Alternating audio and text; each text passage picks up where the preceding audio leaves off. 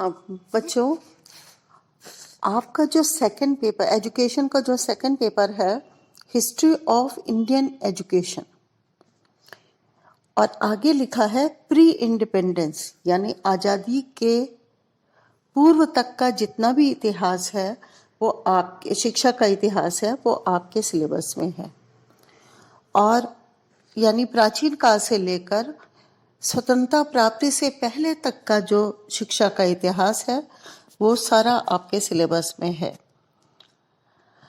इसकी आज first unit का फर्स्ट चैप्टर हम स्टार्ट करने जा रहे हैं,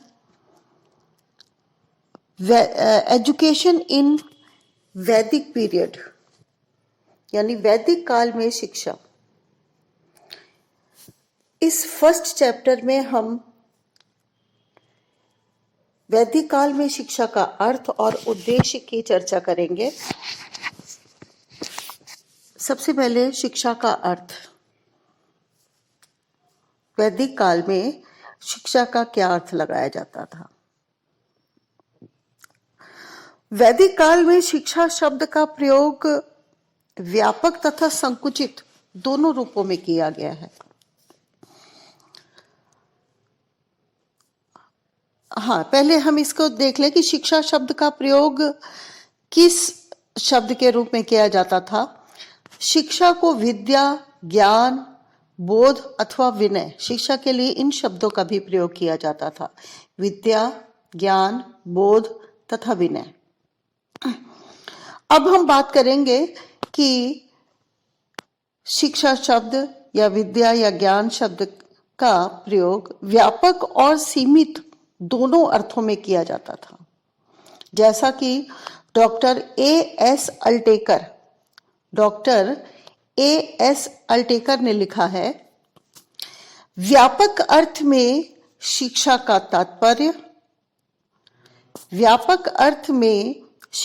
तात्पर्य व्यक्ति को सभ्य और उन्नत बनाना है। इस दृष्टि से शिक्षा आजीवन चलने वाली प्रक्रिया है। सीमित अर्थ में शिक्षा का अभिप्राय उस औपचारिक शिक्षा से है जो व्यक्ति को गृहस्थ आश्रम में प्रवेश करने से पूर्व छात्र के रूप में गुरु से प्राप्त होती थी। फिर से एक बार इस डेफिनेशन को हम रिपीट करते हैं। डॉक्टर ए एस अल्टेकर के अनुसार व्यापक अर्थ में शिक्षा का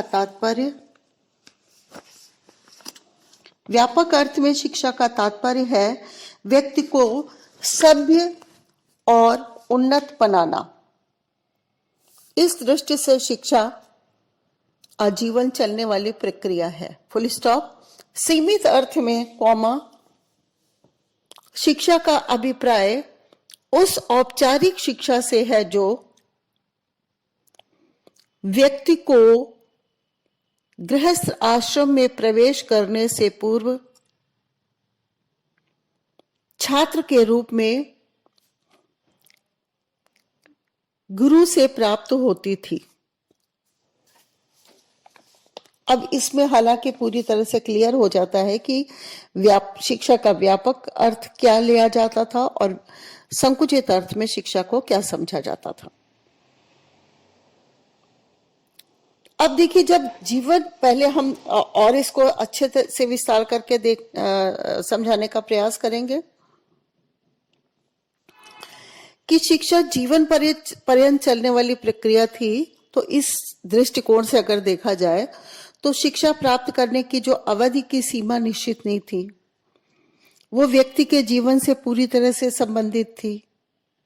यानी मनुष्य जो है वो जीवन पर्यंत विद्यार्थी रहता था और शिक्षा उसे नित्य प्रतिदिन उन्नत एवं सभ्य बनाती थी और जीवन के प्रत्येक क्षेत्र में उसका पथ प्रदर्शन करती थी। इसीलिए शिक्षा को आलोक का स्रोत माना जाता था, कि वो आलोक का स्रोत का मतलब प्रकाश देने वाले, दिव्य प्रकाश प्रदान करने वाले तत्व से मतलब था शिक्षा का।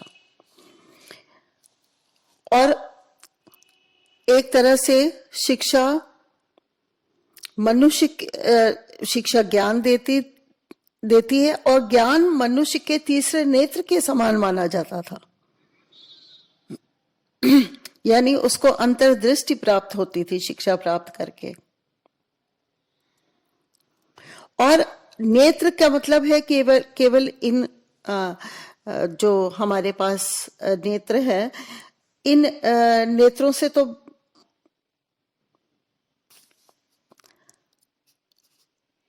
अंतर्दृष्टि नहीं, केवल बाहर की चीजों का ज्ञान होता है, लेकिन तीसरा नेत्र अंतर्दृष्टि को बोलते हैं कि उनको सब कुछ समझ में आ जाता था, सब कुछ ज्ञान हो जाता था।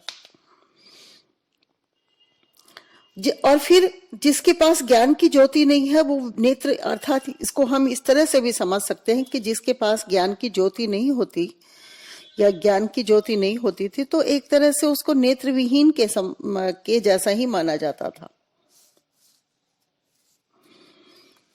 और जब उसको अंतर्दृष्टि की प्राप्त होती थी तो वो जो प्रत्यक्ष नहीं है उसको भी देख सकता था। तो इस तरह से शिक्षा का अत्यंत व्यापक अर्थ लगाया जाता था। और इसके अलावा शिक्षा को सुधार करने का विकरण भी समझा जाता था। यानी अगर किसी को शिक्षा प्राप्त हो गई तो वो आत्म सुधार या आत्म विकास और आत्म सुधार करने की भी प्रक्रिया है, कि व्यक्ति का इससे निरंतर सुधार होता जाता है।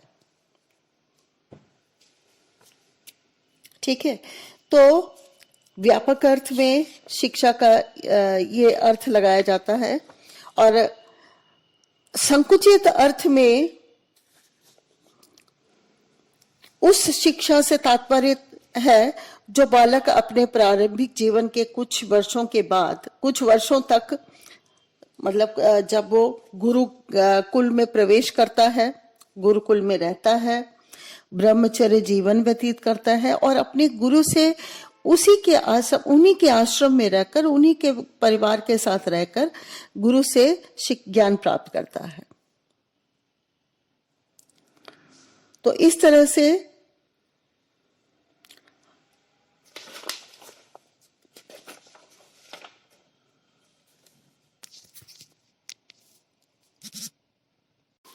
इस प्रकार हम कह सकते हैं कि वैदिक काल में शिक्षा को पुस्तकीय ज्ञान का पर्यायवाची नहीं माना जाता था और ना ही जीविकोपार्जन का साधन माना जाता था, बल्कि शिक्षा को वो प्रकाश माना गया जो व्यक्ति को अपना बहुमुखी विकास करने, उत्तम जीवन व्यतीत करने और मोक्ष प्राप्त करने में सहायता देती थी।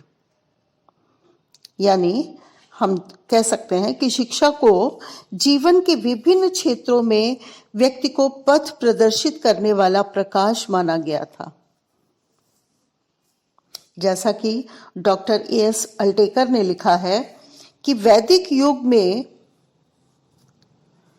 शिक्षा के संबंध में जो मुख्य धारणा ये रही है, शिक्षा के संबंध में मुख्य धारणा ये रही है कि शिक्षा प्रकाश का वो स्रोत है जो जीवन के विभिन्न क्षेत्रों में हमारा सच्चा पथ प्रदर्शन करता है।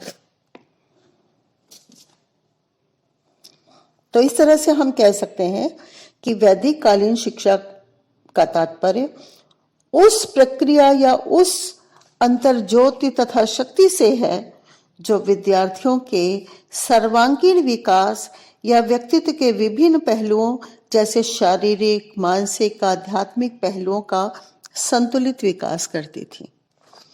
तो इस तरह से हमने वैदिक कालीन शिक्षा के अर्थ को संकुचित और व्यापक रूप में समझने का प्रयास किया।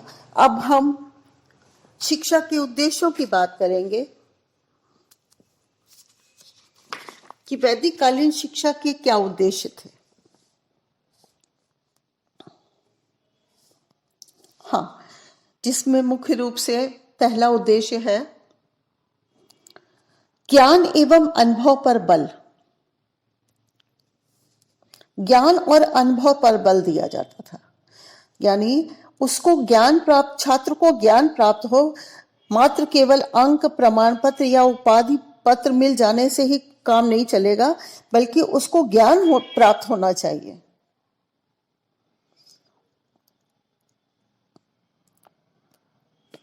हाँ, तीसरा हम इसको शॉर्ट में समझाने का प्रयास करेंगे, आप उसको बस केवल समझ लीजिए, उसका डिटेल आपको एक दो पंक्तियों में ही करना होगा। दूसरा पॉइंट है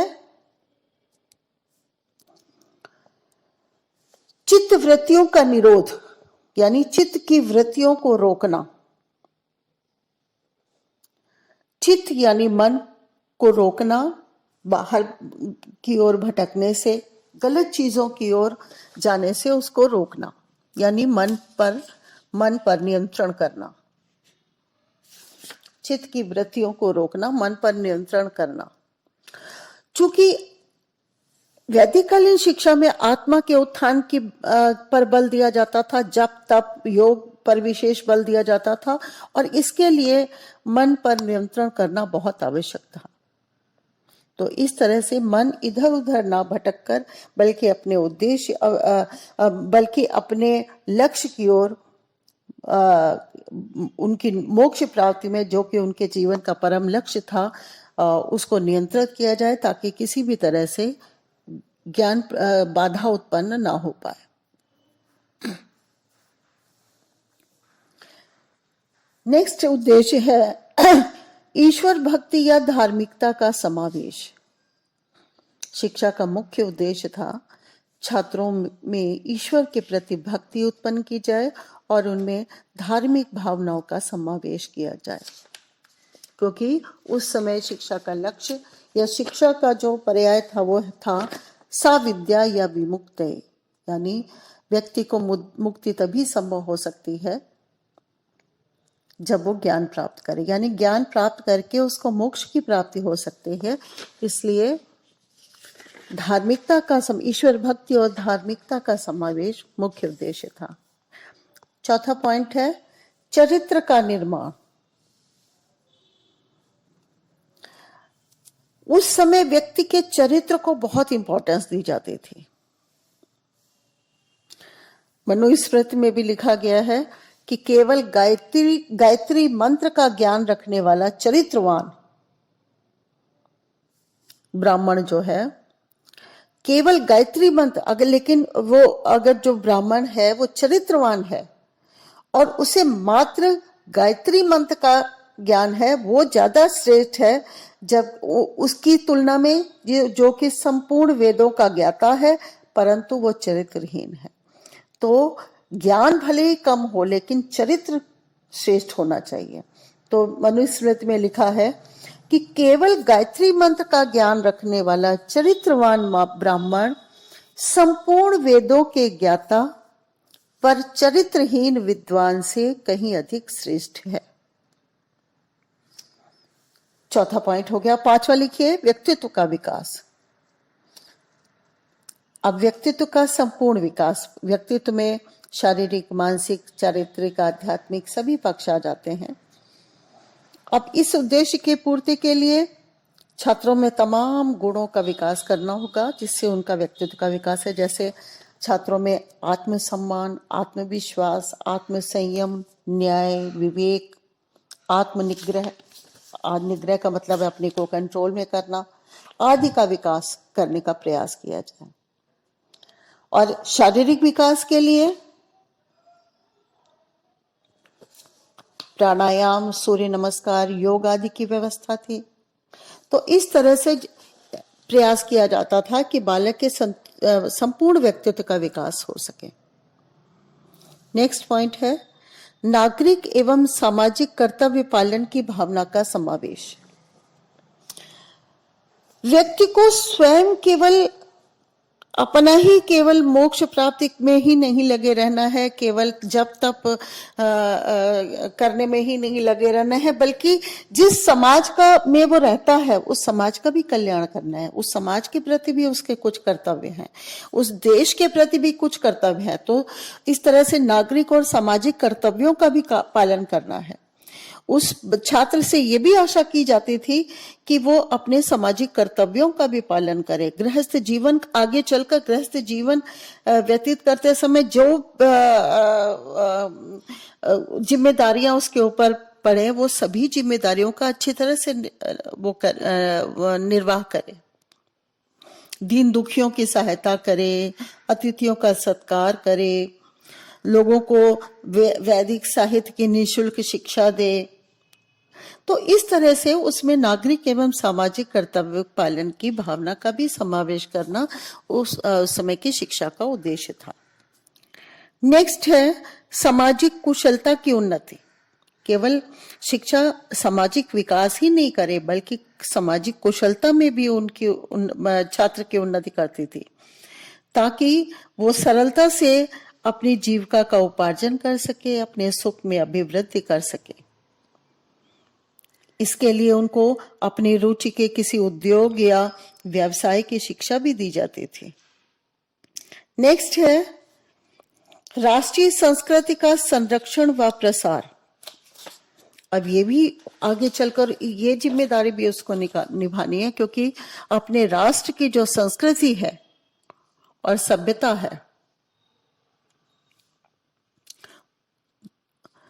जो वैदिक साहित्य में जो है, उसको भी आगे पीढ़ी को हस्तांतरित करना है, उसको सुरक्षित रखकर आगे वाली आने वाली पीढ़ी में को हस्तांतरित करना है, जिससे कि बहुत समय तक हमारी जो प्राचीन संस्कृति और सभ्यता है वो सुरक्षित रह सके और लोग उससे परिचित हो सकें।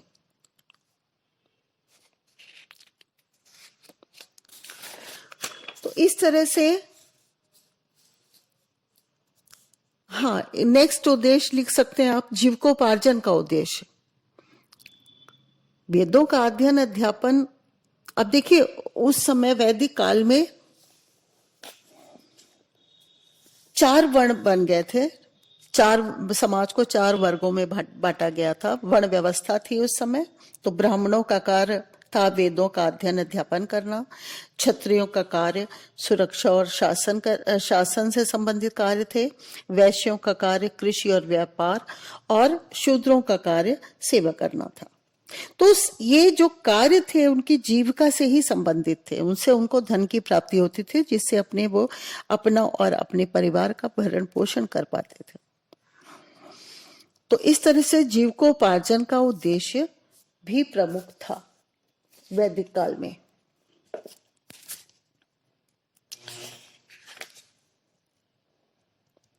नेक्स्ट है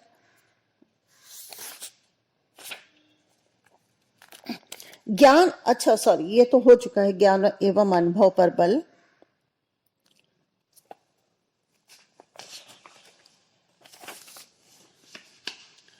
तो इस तरह से हमने आपको शिक्षा का अर्थ एवं उद्देश्यों से परिचित कराया। तो अब इसके अंतर्गत वैदिक काल के अंतर्गत पाठ्यक्रम, शिक्षण विधियां, इन सबको भी हम स्पष्ट करेंगे। अब हम पाठ्यक्रम की बात करते हैं। तो वैदिक कालीन शिक्षा में देखिए, जो उद्देश्य था वो 2 तरह के थे। एक सांसारिक यानी सामाजिक कुशलता, नागरिक कुशलता या जीविकोपार्जन। तो ये इस संसार से संबंधित उद्देश्य थे। और मोक्ष की प्राप्ति, ईश्वर भक्ति, मन का नियंत्रण, तो ये सारी चीजें जो थी, चित्तवृत्तियों को रोकना, है ना, और आपका चरित्र निर्माण तो खैर इसी इसमें है। तो हमारे उद्देश्यों को भी अगर देखा जाए तो हम दो भागों में उसको बांट सकते हैं। एक तो भौतिक जीवन से संबंधित उद्देश्य थे, ताकि जितने समय तक हमें इस संसार में जीवित रहना है, अपना जीवन भी हमें सफलतापूर्वक व्यतीत करना है। इसके पश्चात अगर हम पारलौकिक हमें जीवन मिलेगा, दूसरे संसार में जाएंगे तो वहां पर भी हमें मोक्ष की प्राप्ति मिले। तो दोनों इस जीवन भौतिक संसार से संबंधित थे और आध्यात्मिक संसार से संबंधित है। तो इस तरह से पाठ्यक्रम भी दो प्रकार का था। आध्यात्मिक पाठ्यक्रम भी, यानी उद्देश्यों को प्राप्त करने के लिए जो विषय पढ़ाए जाएं वो पाठ्यक्रम के अंतर्गत आते हैं, ताकि उद्देश्यों की प्राप्ति हो सके। तो पाठ्यक्रम को भी दो भागों में बांट सकते हैं। एक है आध्यात्मिक पाठ्यक्रम और दूसरा है भौतिक या सांसारिक पाठ्यक्रम। जो विषय हमें आध्यात्मिक संसार में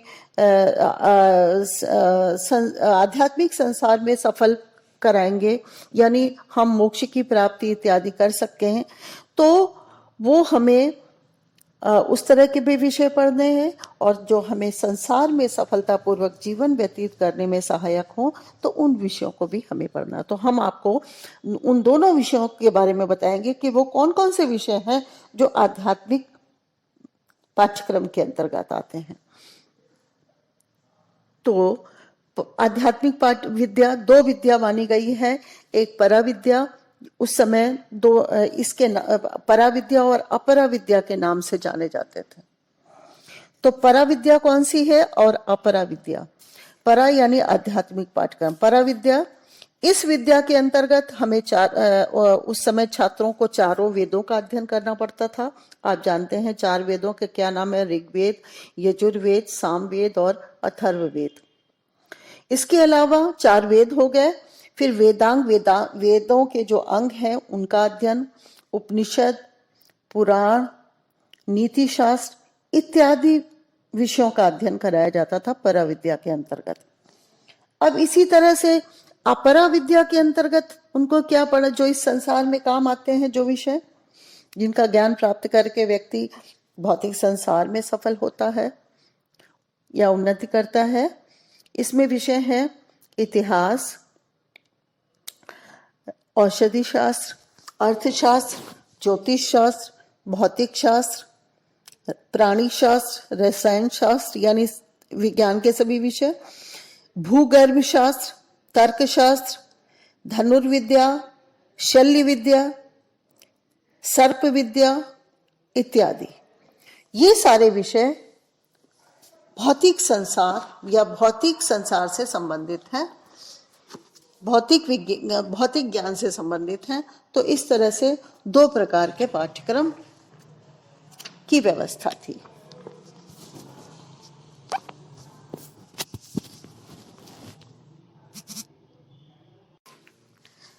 यहाँ ये भी बताना बहुत जरूरी है कि जो भी विषय पराविद्या या आध्यात्मिक विद्या में जो विषय आपको बताए गए हैं, तो सभी विषय सभी छात्रों के लिए अनिवार्य नहीं थे। यानी धार्मिक साहित्य तथा इन विषयों में से कुछ सामान्य अध्ययन के उपरांत विद्यार्थी किसी विशेष विषय में योग्यता प्राप्त करता था।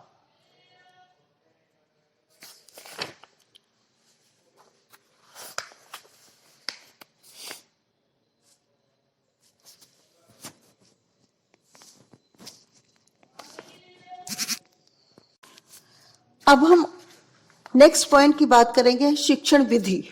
वैदिक कालीन शिक्षा में किस विधि को अपनाया जाता था बच्चों को पढ़ाने के लिए? तो वैदिक कालीन शिक्षा पद्धति जो थी वो मौखिक विधि पर आधारित थी, क्योंकि पुस्तकें इस समय बहुत कम थी। क्योंकि पुस्तकों की जो प्रतिलिपियां हैं वो ताल पत्रों पर हाथ के द्वारा लिखी जाती थी, और ये इस तरह से ये जो ताल पत्र थे ये अधिक समय तक सुरक्षित नहीं रह सकते थे। तो उस समय शिक्षकों ने सारी पुस्तकें जो थी वो कंठस्थ कर ली थी, और फिर वो उन सभी ज्ञान को शिष्यों को भी कंठस्थ कराते थे। और इस समय विशेष तौर पर वेद मंत्रों के उच्चारण की शुद्धता पर विशेष बल दिया जाता था कि वेदों का शुद्धता के साथ उच्चारण करें, शुद्ध उच्चारण करें। और जब उच्चारण करवाने के पश्चात गुरु जो इन मंत्रों को की व्याख्या भी करते थे। मंत्र गान कराया जाता था। सामूहिक रूप से मंत्रों का उच्चारण विद्यार्थी जो थे वो प्रातः काल से ही करते थे। तो इस तरह से कुछ विद्वान कहते हैं कि लेखन कला का विकास वैदिक काल में बहुत अधिक नहीं हो सका था, लेकिन ये मत मान्य नहीं है, क्योंकि अभी भी वैदिक कालीन ज्ञान जो है वो लिखित रूप में उसकी उपस्थिति के अनेक निश्चित प्रमाण हैं। और शिक्षा के माध्यम जो था वो मुख्य रूप से शिक्षण संस्कृत भाषा थी। अच्छा, मंत्रों के उच्चारण की शुद्धता के साथ साथ उसको समझाया जाता था, फिर छात्रों को उसे समझकर उसे रटने पर बल दिया जाता था। बिना समझे रटना अनुचित समझा जाता था। और इसके साथ ही गुरु जो थे प्रत्येक शिष्य को व्यक्तिगत रूप से पढ़ाते थे, यानी सब पर व्यक्तिगत ध्यान देते थे। और इस प्रक्रिया में शिक्षा देने और लेने की प्रक्रिया में गुरु और शिष्य दोनों ही सक्रिय रहते थे। शिष्य को अगर किसी विषय पर कोई शंका होती थी तो वो समाधान गुरु से करा लेते थे। गुरु भी शिष्यों के समक्ष समस्याएं रखते थे। तो इस तरह से जो मुख्य, लेकिन अगर हम देखें प्रश्न उत्तर भी किया करते थे, यानी छात्र विशेष जो होते थे वो गुरु से प्रश्न करते थे और उनको वो उत्तर देकर उनको संतुष्ट करते थे। इसके अलावा मुख्य रूप से जो अध्ययन करने की विधियां थी वो थी श्रवण, मनन और निधिध्यासन। श्रवण करना, सुनना, मनन, उस पर चिंतन करना, और निधिध्यासन यानी उसको अपने आचार व्यवहार में अपनाना। इसके अलावा भी कुछ पद्धतियां थी शिक्षण विधि की, जिसको कि आप पॉइंट्स में नोट कर सकते हैं और वो अपने आप में क्लियर है। जैसे भाषण विधि, ये भी क्लियर है। व्याख्या विधि, दूसरा है व्याख्या विधि, तीसरी है प्रश्नोत्तर विधि, चौथी है सूक्ति विधि। सूक्ति यानी एक ऐसा वाक्य जिसमें कि बहुत गहरी उसमें उसका सेंस छिपा हुआ है, बहुत गहरी उसमें व्याख्या छिपी हुई है। अन्योक्ति, किसी और के माध्यम से कुछ और कहना, अन्योक्ति। कथा विधि, कंठस्थीकरण विधि, वाद विवाद विधि, शास्त्रार्थ विधि, और मुख्य रूप से वहां पर जो विधि थी कक्षा न्यायिकी विधि, कक्षा न्यायिकी पद्धति भी थी कि जो उच्च कक्षा का जो छात्र है वो छोटी कक्षा के छात्रों को पढ़ाता था गुरु की अनुपस्थिति में। गुरु की अनुपस्थिति में।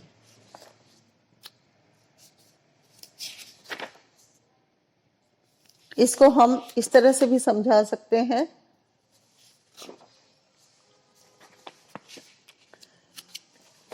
कि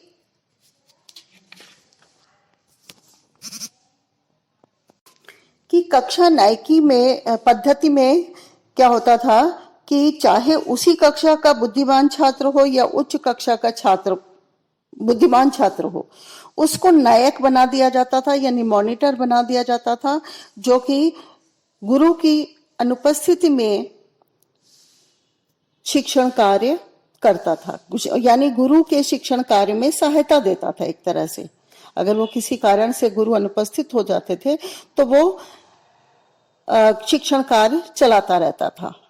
तो इस तरह से शिक्षण विधियां।